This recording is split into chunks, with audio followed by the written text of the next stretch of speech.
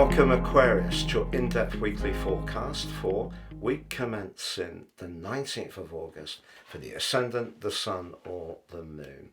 Your two ruling planets, traditional of Saturn and modern of Uranus, are right at the heart of the action this week. Let's take Saturn first of all. Saturn's been in your sector of everyday resources, self-worth, values, but also the foundational part of your scope for about 17 months. And you probably have experienced some headwinds in that area. Some old income sources may have dried up, and you've probably had to really apply yourself to shore up this part of your situation. But also, perhaps you've started to take more seriously some of your values, which is a good thing. Saturn always has an upside where we put in the work. But on the other side of the heavens is Venus, the planet of relating, but also critically of money. So Saturn's in house 2, everyday money, Venus in house 8, shared resources, long-term investments. So a relationship where there are finances involved could run a little on the cool side at the start of this week. So if you're trying to negotiate a rise with your boss, whether it's merited or not, you might get a little bit of a cold shoulder. Equally, if there's a lack of passion or intimacy in a romantic relationship, that could be something that may need to be discussed too. But Saturn also forges a square to Mars and Jupiter, but precisely Jupiter on Monday, in the part of your scope to do with your self-expression, in the very buzzy, quick-witted sign of Gemini.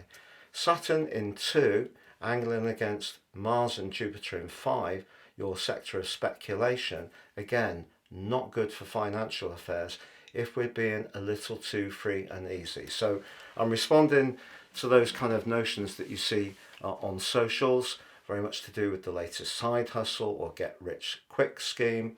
Be a little bit skeptical. But if there is something that you're attracted to that's very creative, it wouldn't entirely be a surprise. Why is that? Well, Uranus, your modern ruler, the electric freedom lover, where Saturn has your appreciation of continuity, Uranus is in a dazzling T-square with the moon in your sign and also the position of the sun, but critically the retreating Mercury in the sign of Leo, which for you is about relationships. Now, Mercury retrograde isn't all bad. It can be an opportunity to rethink things, reset and recalibrate.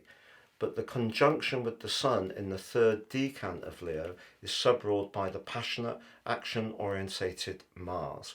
And because Uranus can be an impatient influence and an edgy one, you've got a T-square that electrifies the position of the Sun and Mercury in their cazimi on Monday, when the Sun radiates its magic into the core energies of Mercury, which in Leo can be quite prideful and a bit protected, maybe even a little precious, and then back to the moon in your sign, which is pushing you to really be the most authentic version of yourself. Now, one of the lovely things about the moon in Aquarius is that people really have got the confidence to be a bit different very often.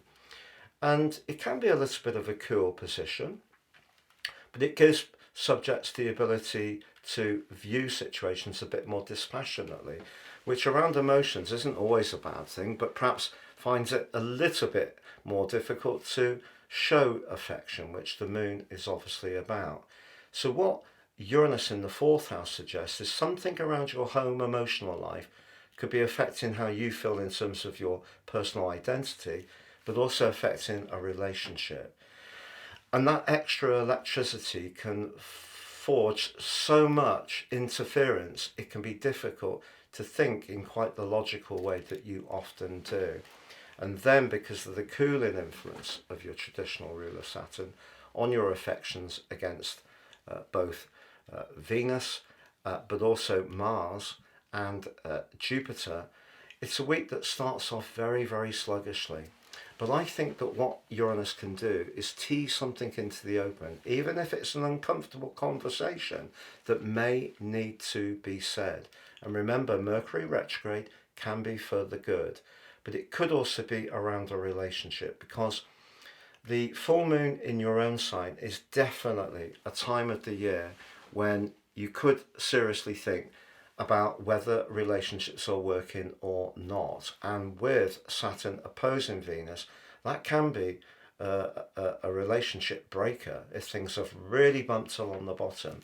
But remember, no one or no relationship will leave your world that's not truly right for you. So if there is an important conversation you have this week, it could be painful, but then the sun moves on Thursday into a much more penetrative, deep and transformational part of your situation.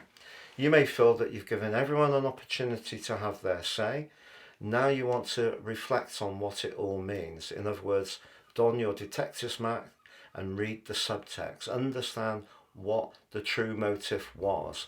And that's what you can do. And as Venus moves forwards, away from the restraining energy of Saturn, by the end of this week, I think you can decode some of the complexities at the start of this week, but most certainly some of the opportunities too, because for sure, Saturn in a square off with Jupiter can be seen as being a little unfortunate, but Saturn squaring up with Mars can create some frustration.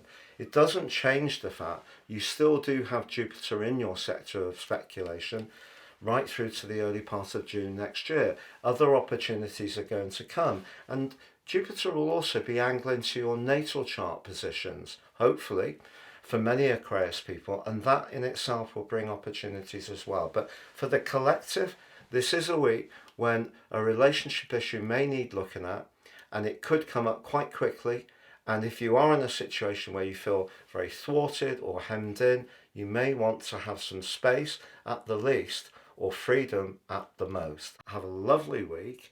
And if you'd like to take advantage of my very special year 2025 personal forecast offer, you can get the rest of this year free, and also for 30% off your life roadmap report. Please see the link beneath this video. All this is based on your personal birth data. No two charts are exactly the same. It's great value and will give you searing insights to guide your moves future forwards.